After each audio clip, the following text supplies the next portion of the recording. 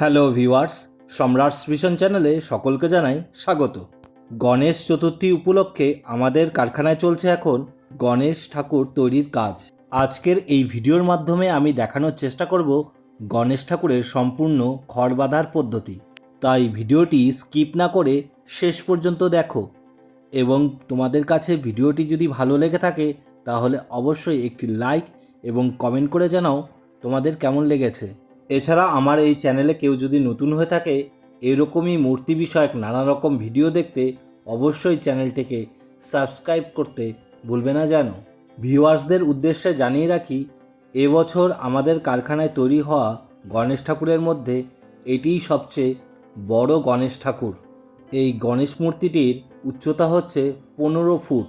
প্রত্যেক বছরের মতো এবছরও এই গণেশ মূর্তিটি অর্ডার করেছেন পশ্চিমবঙ্গ রাজ্য সরকারের ভারপ্রাপ্ত উত্তরবঙ্গ উন্নয়ন মন্ত্রী মাননীয় নিশীথ প্রামাণিক মহাশয়।